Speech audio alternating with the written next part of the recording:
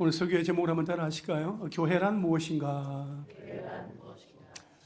그래도 믿음이 필요하다는 책 가운데 교회가 이런 교회가 되게 하소서 하는 한 부분을 인용해 보겠습니다. 어느 목사가 길을 가다가 한때는 그 교회 집사요 또 성가대 지휘까지 했던 사람을 만났다. 그 집사는 시험에 들어 교회를 떠난 후에는 일절 다른 교회도 나가지 않았다. 한 교회에서 시험에 드는 사람들을 보면 문제를 일으킨 당사자는 남아있는데 관계도 없는 사람이 공연히 시험에 들어 떠나는 일이 있다. 잘못은 남이 저지르고 시험은 내가 들어 믿음의 손해를 보는 것이다. 그 사람의 말이다. 교회 다닐 때에는 은혜라는 게 뭔지 몰랐습니다. 교회를 다니지 않으니까 죄에 대해서 문호가 개방되더군요. 말씀을 들을 때는 그래도 그게 제 마음을 붙들어 주었나 봅니다. 교회를 끊고 그런 게 없다 보니 이 모양이 되었습니다. 이런 신자들이 우리 주변에 많다. 다시 들어오지도 못하고 아예 떠나지도 못한다. 교회를 비난하면서도 교회를 그리워한다. 가나안 신자, 영상예배 신자로 살면서 기독교인이라고 해보지만 뭔가 늘 부족한 느낌이다. 이들이 다시 돌아올 수 있도록 한국 교회가 교회다움을 빨리 회복해야 한다. 그래야 떠났던 성도들이 돌아올 수 있는 명분이 서는 것이다. 교회의 사명을 다시 한 번 더 생각하게 하는 글입니다. 오늘은 우리 교회 설립 49주년을 맞이하는 복된 주일입니다. 지금으로부터 49년 전에 강성노 목사님을 부르시고 성령 안에서 이 땅 위에 우리 교회를 허락하신 하나님의 뜻과 계획을 깨닫고 이후로도 하나님의 꿈에 합당하게 영혼 구원이라는 교회의 시대적인 사명을 성실하게 감당하는 우리 교회가 될 수 있기를 바랍니다. 아울러 우리 주변에 있는 이웃들에게 또 이웃들 가운데 예수님을 알지 못하거나 혹은 믿음 생활을 하다가 쉬고 있는 지체들이 있다면 그들에게 예수 그리스도의 십자가 복음을 전하며 그들이 예수의 이름을 듣고 믿음으로 말미암아 믿음의 여정을 새롭게 다시 시작할 수 있도록 돕는 역할을 온전히 감당하는 우리 모두가 될 수 있기를 간절히 소망합니다. 우리는 지난 주일 예배 시간에 은혜의 외적 수단에 대한 말씀을 함께 살펴보았습니다. 하나님은 예수 그리스도 안에서 성령으로 인하여 구원의 은혜를 우리에게 베풀어 주셨습니다. 믿음을 주시고 회개도 주셨습니다. 그렇게 은혜의 내적 수단만 우리에게 주신 것이 아니라 말씀과 성례와 기도라는 은혜의 외적 수단도 우리에게 주셔서 구원의 은혜를 누리며 살아가게 하셨습니다. 오순절 성령 강림의 역사로 복음을 들은 3,000명이 세례를 받으며 사도의 가르침을 받아 서로 교제하고 떡을 떼며 오로지 기도에 힘썼습니다. 그렇게 초대교회가 시작되었습니다. 그렇다면 교회란 무엇일까요? 첫째로 교회란 무엇인가? 여러분 교회란 무엇이라고 생각을 하십니까? 이 교회에 대하여서 소요리 문답에서는 다루지 않기 때문에 대요리 문답을 통해서 살펴보겠습니다. 참고로 소요리 문답은 평신도를 교육하기 위한 내용이고 대요리 문답은 성직자들을 위하여 작성된 내용입니다. 웨스트민스터 대요리 문답 65문에 보면 무형교회 지체들은 그리스도로 말미암아 어떠한 특별한 혜택을 누리는가요? 이렇게 질문하고 있어요. 우리 함께 답해 보겠습니다. 시작. 무형교회 지체들은 그리스도로 말미암아 은혜와 영광 중에 주님과의 연합과 조통을 누립니다. 네, 여러분 에베소서와 대요리 문답에서 말하는 교회의 정의는 건물과 공간이 아닙니다. 교회는 예수님을 믿고 구원받은 사람들의 모임이요 세상으로부터 부름받은 사람들의 모임을 말합니다. 교회는 우리가 상식적으로 생각하는 그 이상의 엄청난 의미와 축복을 가지고 있습니다. 신약 성경에서는 교회에 대하여 하나님의 나라, 그리스도의 몸, 그리스도의 신부, 성령이 임하시는 성전이라고 표현하고 있습니다. 교회를 정의하며 분류할 때 지상교회와 천상교회로 나누고 또 무형교회와 유형교회로 나눕니다. 지상교회는 이 땅 위에서 구원을 이루어가는 교회이며 아주 전투적인 교회입니다. 천상교회는 하늘에서 승리의 찬송을 부르며 노래하는 교회이며 승리한 교회입니다. 지상교회와 천상교회는 그리스도 안에서 성령으로 인하여 하나입니다. 여러분, 교회는 말이죠, 이 지상에 있는 모든 믿는 자들로 구성된 아주 거대한 공동체입니다. 형태가 없는 무형교회는 하나님의 택하심을 받은 성도들의 공동체로서 완전하며 전혀 오류가 없습니다. 그러나 우리가 눈으로 보고 경험하는 유형교회는 참신앙을 고백하는 사람들과 그들의 자녀들의 공동체이며 무형교회의 일부입니다. 그리고 유형교회는 모두 다 믿는 사람들만 있는 것이 아닙니다. 왜냐하면 믿음이 없는 사람들도 이런 유형교회를 통해서 믿는 자들로 만들어지고 세워지기 때문입니다. 그래서 유형교회는 때때로 부족한 점이 있을 수가 있고 인간적인 모순에 빠질 때도 있습니다. 그러나 그렇다고 해서 교회 전체가 잘못되었다거나 모순에 빠지는 것은 아닙니다. 우리는 눈에 보이는 유형교회를 통해 점점 더 완전한 신앙인으로 만들어져 가는 것입니다. 여러분, 무형교회의 지체들인 성도는 예수 그리스도로 말미암아 연합과 교통, 하나됨과 교제를 누립니다. 때로는 고통과 어려움의 시간을 지나는 중에도 낙심하지 않을 수 있는 이유는 우리는 결코 혼자가 아니기 때문입니다. 저 위에 계신 분들과 한번 인사하실까요? 우리는 결코 혼자가 아닙니다.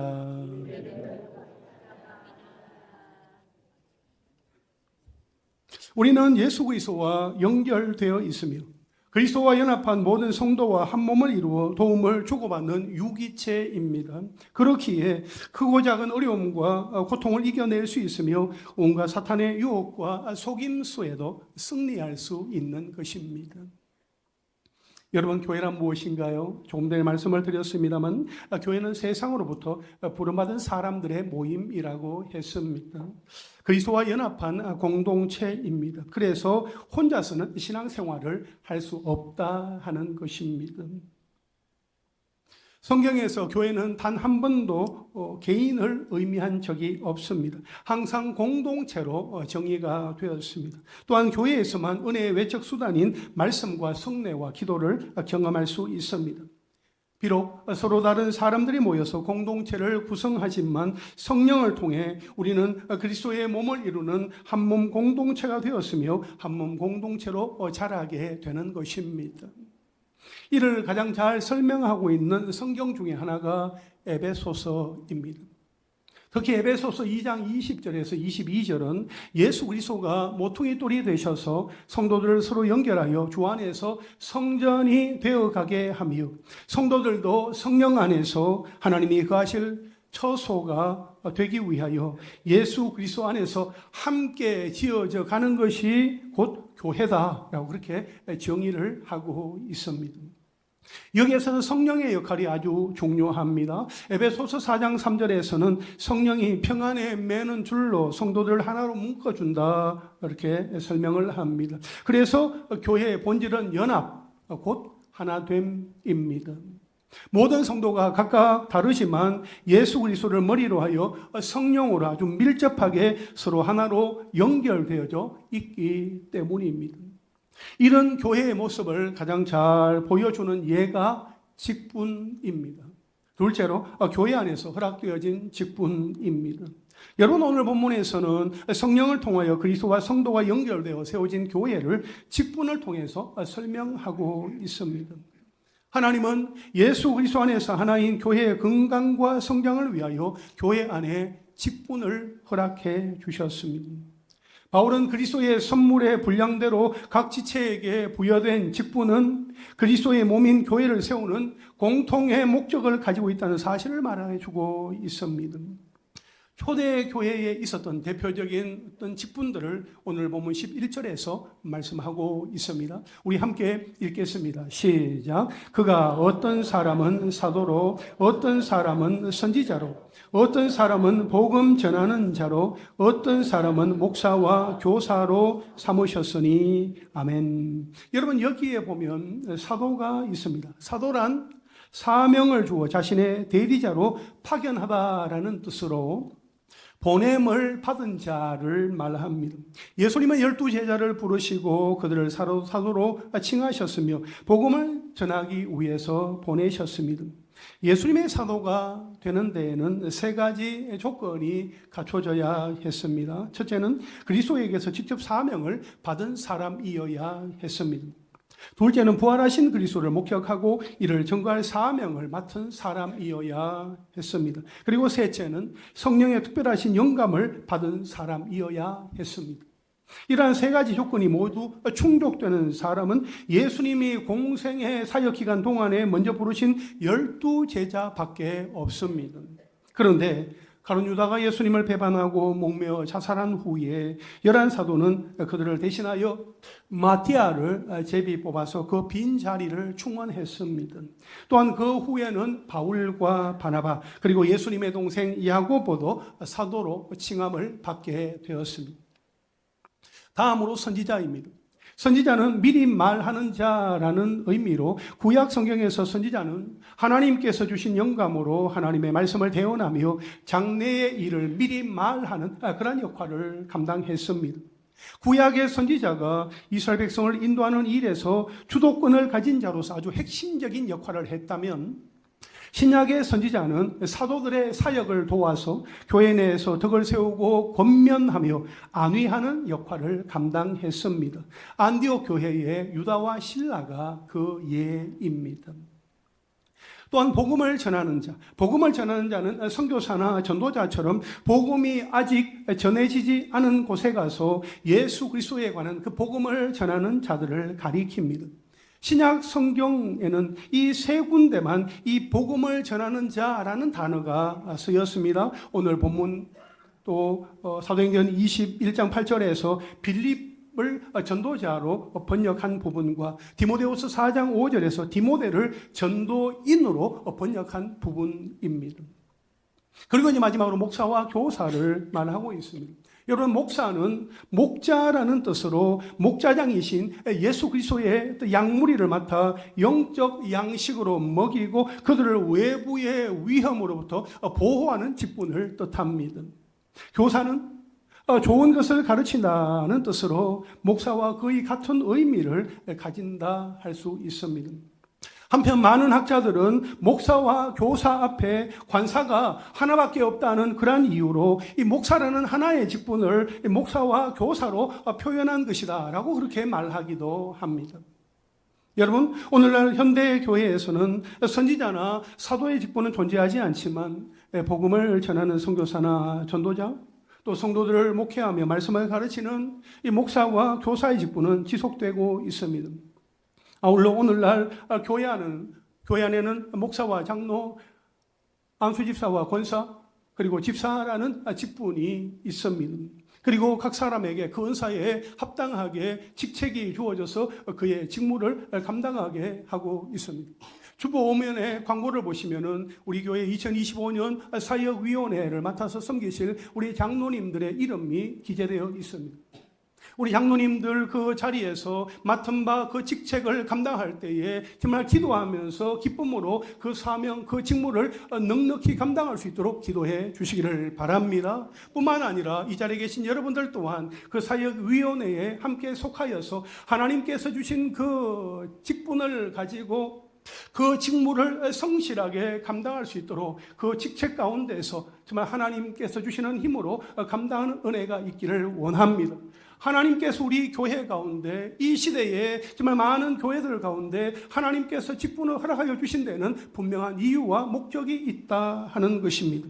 그러면 예수님이 교회 안에 이 직분을 허락하신 목적이 무엇일까요? 오늘 보면 12절 말씀을 함께 읽겠습니다. 시작. 이는 성도를 온전하게 하여 봉사의 일을 하게 하며 그리스도의 몸을 세우려 하심이라. 아멘. 교회의 직분을 허락하신 목적이 분명히 있다는 것을 말씀을 하면서 먼저 성도를 온전하게 하여라고 했습니다. 이것은 성도들을 바르게 세운다라는 그런 의미입니다. 성도 한 사람 한 사람이 예수 그리스도로 인하여서 성령의 도우심 가운데 바르게 세워지는 것은 너무너무 중요한 일입니다. 성도들은 맡겨진 직분을 성실히 행함으로 살아있는 믿음을 더하게 되고, 그로써 더 큰 영적 성장을 이루게 됨으로써 온전한 그리스도인이 될 수 있다 하는 것입니다. 또한 봉사의 일을 하게 하며 했습니다. 여러분, 이 말은 봉사의 일을 위하여라는 뜻으로 교회의 일반 성도들에게 하나님께 봉사하는 것을 가르치는 것을 의미합니다. 하나님을 위해 섬김을 다하고 하나님의 교회와 성도들 간에 서로 돕고 서로 섬기도록 하기 위함이다 하는 거지요. 그리고 그리스도의 몸을 세우려 하심이라 말씀하고 있습니다. 여러분, 그리스도의 몸은 교회를 의미합니다. 그리고 세우려 하심이라는 마치 건축물을 세우듯이 모든 필요한 것을 적절하게 사용하여 이루어 나간다는 의미입니다. 그렇습니다. 하나님께서 성도들에게 각양 은사를 주시고 그에 따라 직분을 주신 것은 각 처소에서 하나님의 일을 온전히 수행하고 그를 통해 그리스도의 몸된 교회를 완성해 나가기 위함이다 하는 겁니다. 이와 같이 그리스도께서는 성도들을 말씀으로 양육하고 그들로 하여금 봉사의 일을 하게 함으로써 궁극적으로는 그의 몸된 교회를 세워나가게 함으로써 그리스도의 장성한 분량이 충만한 데까지 이르도록 하기 위해서 교회 안에 직분을 허락하여 주셨다 하는 것입니다. 그렇다면 마지막 셋째로 교회가 해야 할 일은 무엇일까요? 작은 첫째로 하나님의 아들을 믿는 것과 아는 일에 하나가 되도록 힘써야 한다는 것입니다.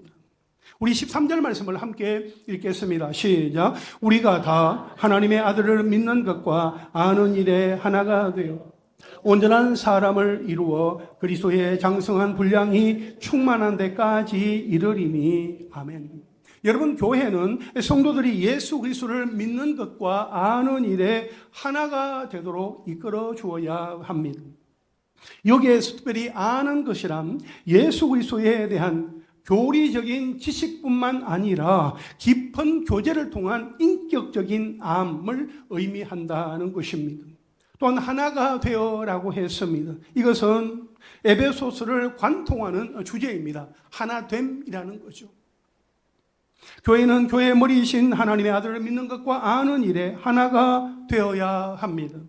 교회가 성도들 간의 신앙의 일치, 연합, 하나됨을 이룰 때에 온전히 세워질 수 있습니다. 그러나 하나 되지 못할 때, 온전히 하나로 연합하지 못할 때, 둘로 셋으로 나누어질 때 교회는 사탄의 공격을 피할 수가 없습니다. 13절 마지막에 보니까 그리스도의 장성한 분량이 충만한 데까지 이르리니 했습니다. 그리스도의 장성한 분량이 충만한 데까지 이르는 것은 모든 성도와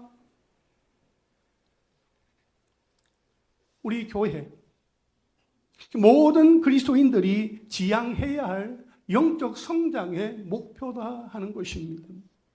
여러분, 그리스도인이란 그리스도를 닮아가는 사람들을 뜻합니다.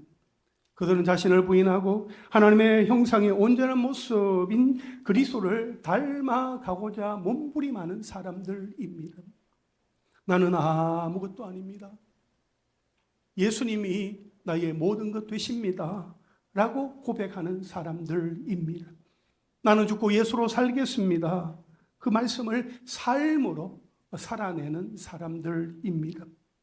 그러므로 교회는 모든 그리스도인들이 하나님의 아들을 믿는 것과 아는 일에 하나가 되도록 더욱 힘써야 한다는 것입니다. 우리 한 사람 한 사람이 정말 예수를 믿게 된 것 얼마나 감사합니까? 예수님을 믿는 것과 예수님을 아는 일에 온전히 하나가 되어서 교회를 잘 세워가는 또 교회가 그렇게 아름답게 세워지는 은혜를 경험할 수 있게 되기를 간절히 소망합니다. 또한 교회가 해야 할 일은 오직 사랑 안에서 참된 것을 하여 범사에 그리스도에게까지 자라야 합니다. 오늘 보면 15절 말씀을 함께 읽겠습니다. 시작. 오직 사랑 안에서 참된 것을 하여 범사에 그에게까지 자랄지라. 그는 머리니 곧 그리스도라. 아멘.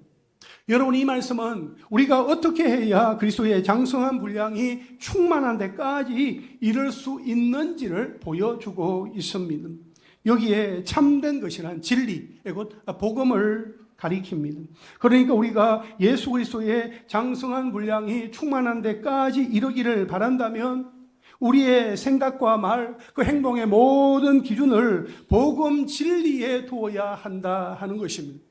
우리의 생각이나 말이나 우리의 모든 행동의 그 기준을 나의 경험이나 나의 지식이나 나의 노하우나 내가 가지고 있는 그 어떤 경험에 맞추는 것이 아니라 오직 하나님의 말씀, 그 복음에 근거해야 한다 하는 것입니다. 여러분, 예수님을 10년, 20년을 믿어도 그 얼굴에 하나님의 형상이 나타나지 않는 것은 왜입니까? 그리스도의 장성한 분량이 충만한 것은 고사하고 예수님 믿는 사람인지조차 얼굴에 드러나지 않는 이유는 무엇입니까? 그것은 예수님을 믿으면서도 그 생각과 삶의 기준이 예수님의 생각으로 바뀌지 않았기 때문입니다. 여전히 내 생각, 여전히 내 기준, 여전히 내 경험을 가지고 고집하면서 모든 것을 결정하고자 하기 때문인 거지요. 은혜를 받았다 싶으면 예수님의 생각과 가치관으로 자신의 가치관을 바꾸었다가도 결정적인 순간이 다가오면 그 생각을 자신의 생각으로, 세상의 가치관으로 바꾸어 버립니다. 그러므로 우리는 무엇보다 우리의 생각과 기준과 가치관을 예수님의 생각, 예수님의 가치관으로 바꿀 수 있어야 합니다. 그런데 그러면 끝입니까? 아니죠. 바울은 오늘 15절 말씀을 시작하면서 이렇게 말합니다. 오직 사랑 안에서. 오직 뭐 안에서요? 사랑 안에서. 여러분, 우리가 진리를 추구하되 항상 그것을 사랑 안에서 해야 한다. 사랑이 또한 동기가 되어야 한다 하는 것을 우리에게 말씀해 주고 있는 것입니다. 우리가 하나님을 예배하는 것도, 하나님을 찬양하는 것도, 하나님 앞에 기도하며 나아가는 것도, 우리가 일상에서 예수님을 알지 못하는 사람들에게 예수님을 소개하고 예수님을 전하는 것도 우리 속에 예수 그리스도에 대한 그 사랑이 근거가 되어야 하는 것입니다. 사랑으로 그 모든 일을 행할 수 있어야 하는 것입니다. 여러분, 우리가 아무리 우리의 옛 생각이나 세상적인 가치관을 바꾸어서 예수님의 생각으로, 예수님의 관점으로 바른 것, 참된 것을 추구한다 할지라도 우리 가운데 자신의 힘으로, 자신의 자원으로, 자신의 방법으로 완벽하게 할 수 있는 사람은 단 한 사람도 없다 하는 것입니다. 우리는 어때요? 우리는 어떤 존재입니까? 우리는 수시로 넘어지고 실수하고 주저앉아 낙심하고 실망하고 실패하여 한숨 짓는 참으로 보잘것없는 존재입니다. 그때 필요한 것이 뭔가 하면 바로 사랑의 마음입니다. 사랑의 관점으로 사람을 보고 자신을 보는 것입니다. 여러분, 예수님을 바라보십시오. 예수님을 한번 생각해 보십시오.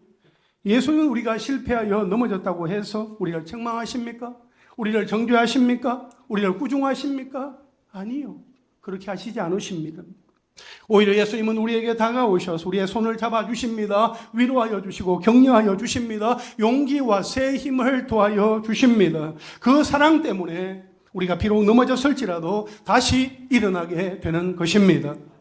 그러므로 오직 사랑 안에서 그 사랑의 힘으로 참된 것을 하여 모든 일에 그리스도에게까지 자라가는 우리 모두가 되기를 간절히 바랍니다. 마지막으로 교회가 해야 할 일은 서로 연결되고 결합되어 몸을 자라게 하며 스스로 세워야 합니다.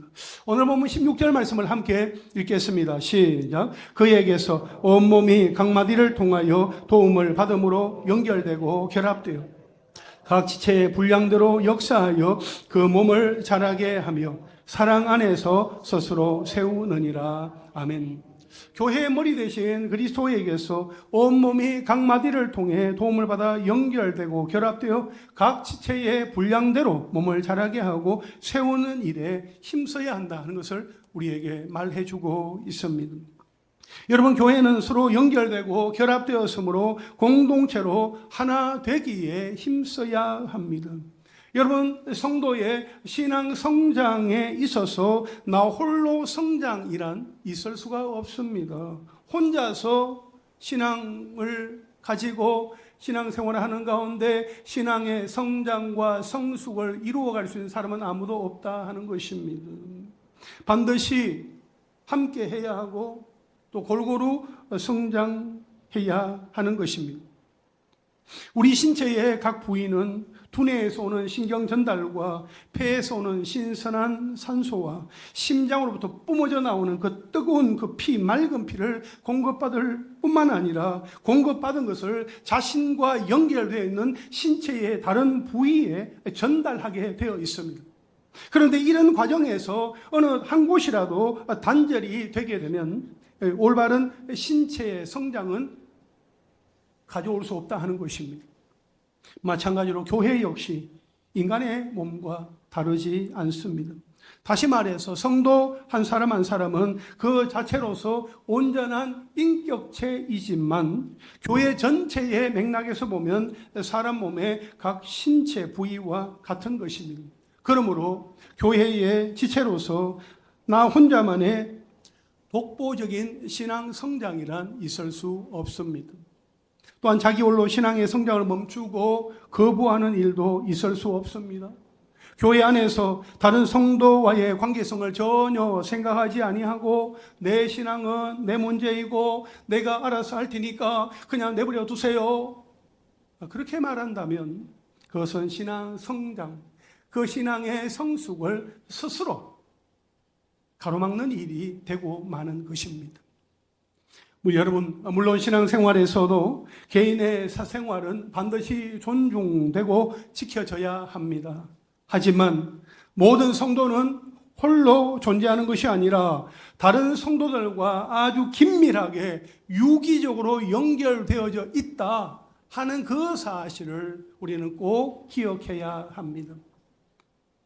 저 여기 계신 분들과 한번 인사하실까요? 우리는 유기적으로 서로 연결되어 있습니다.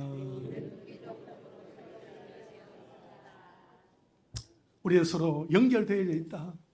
나는 홀로 떨어져 있는 것이 아니다. 나는 서로 연결되어져 있다 하는 그 사실을 꼭 기억해야 합니다. 그런데 여러분, 성도 한 사람 한 사람이 하나 되고 교회가 온전히 하나 되어서 이렇게 자라가고자 할 때에 시기하고 방해하는 세력이 있어요. 누구예요? 바로 사탄입니다. 사탄은 교회가 하나 되는 모습을 절대로 가만두지 않습니다. 14절 말씀 우리 함께 읽겠습니다. 시작. 이는 우리가 이제부터 어린아이가 되지 아니하여 사람의 속임수와 간사한 유혹에 빠져 온갖 교훈의 풍조에 밀려 요동하지 않게 하려 함이라. 아멘. 여러분, 사탄은 교회가 하나 되어 자라는 것을 방해하기 위해서 사람의 속임수와 간사한 유혹, 온갖 교훈의 풍조를 막 불러일으키면서 교회와 성도들의 삶을 요동하게 합니다. 잠시도 가만히 있도록 내버려 두지 않습니다. 특히 사탄은 나와 가까이 지내는 가족과 친구, 지인들의 일상 속에 그 빈틈을 아주 교묘하게 비집고 들어와서 서운함과 미움, 의심과 오해, 시기와 질투의 씨앗을 뿌립니다. 그러다 보니까 평소에는 그냥 쉽게 그냥 넘어갈 수도 있는 말인데 그 말 한마디에 마음을 상하게 합니다. 서로의 관계를 불편하게 조장하고 얼굴을 붉히면서 서로 헤어지게 만듭니다. 마음 가운데 주님이 주신 그 기쁨을 가지고 누리고 살아가게 하는데 그 말로 인하여 그 기쁨을 다 잃어버리게 만듭니다. 여러분, 이러한 일들이 우리의 삶 가운데 얼마나 많은지 모릅니다. 우리 이러한 일들을 얼마나 많이 경험하며 살아가는지 모릅니다. 그럼에도 불구하고 우리가 그러한 사탄의 유혹과 장난으로부터 우리를 스스로를 지키고 승리할 수 있는 이유는 무엇일까요? 13절 말씀 한번 보시겠어요? 우리가 다 하나님의 아들을 믿는 것과 아는 일에 어떻게 돼요? 하나가 되어 말씀하고 있습니다. 하나님의 아들을 믿는 것과 아는 일에 하나가 되기에 사탄의 그 많은 유혹과 공격에도 우리 스스로를 지켜내면서 사랑으로 승리할 수 있다 하는 것입니다. 할렐루야. 여러분, 우리는 예수님이 2000년 전에 저 갈보리산 골고다 언덕 위에서 우리의 죄를 대신하여 십자가에 피 흘리며 돌아가셨다 하는 그 사실을 모르는 사람은 아무도 없습니다. 우리 너무너무 잘 압니다. 우리는 그 사실을 알고 예수를 믿게 되었습니다. 그 사실을 알지 못하고 예수님을 믿는 사람은 없습니다. 그런데 문제는 내가 얼마나 예수님과의 친밀한 관계 속에서 예수님을 아느냐 하는 것입니다. 그리고 예수님이 나를 아시는 아주 내밀한 관계 속에서 내가 예수님을 아느냐 하는 겁니다. 여러분, 어떻습니까? 내가 예수님을 알되 아주 친밀한 관계 속에서 예수님을 알고 있습니까? 내가 예수님을 알듯 예수님도 나를 알고 계십니까? 날마다 예수님과 1대1로 어떤 친밀한 그 관계를 또 유지하면서 예수님, 저 오늘 하루가 이러했어요. 마음의 기쁨도 있었고 감사도 있었는데 때로는 마음의 아쉬움도 있었어요. 그럼에도 불구하고 이 하루를 거뜬하게 지날 수 있었던 것은 예수님께서 제 마음 가운데 계시면서 나와 함께 해주시고 예수님을 생각나게 해주셔서 예수님과 함께 걸어갈 수 있게 해주셔서 하루를 지날 수 있었어요. 예수님 감사합니다. 그렇게 예수님과 날마다 그렇게 대화하면서 살아가는 그런 삶을 살아가고 있습니까? 바라옵기는 우리 모두 하나님의 아들이신 예수 그리스도를 믿는 것과 아는 일에 하나가 되어서 우리 앞에 다가오는 모든 시험을 이기고 견고하게 세워질 수 있게 되기를 주님의 이름으로 축원합니다. 이제 말씀을 정리하겠습니다. 교회는 세상으로부터 부름받은 사람들의 모임입니다. 예수 그리스도를 믿고 구원받은 사람들의 모임입니다. 이 교회 안에 하나님께서 직분을 허락하여 주셨습니다. 그 이유는 성도들을 온전하게 하여 봉사의 일을 하게 하며 그리스도의 몸을 세우려 하심 때문입니다. 여러분, 교회가 해야 할 일이 있습니다. 그것은 무엇입니까? 하나님의 아들을 믿는 것과 아는 일에 하나가 되도록 힘써야 한다는 겁니다. 오직 사랑 안에서 참된 것을 하여 범사에 그리스도에게까지 자라야 한다는 겁니다. 서로 연결되고 결합되어 몸을 자라게 하며 스스로 세워야 한다는 것입니다. 그리하여 영적 전쟁이 날마다 일어나고 있는 삶의 현장 속에서 성령의 인도하심을 따라서 예수 그리스도와의 친밀함, 연합, 하나됨으로 말미암아 스스로를 지키고 승리를 경험하는 우리 교회가 되기를 간절히 소망합니다. 우리 함께 찬양하겠습니다. 하나님 아버지 사랑합니다. 우리 함께 찬양합니다.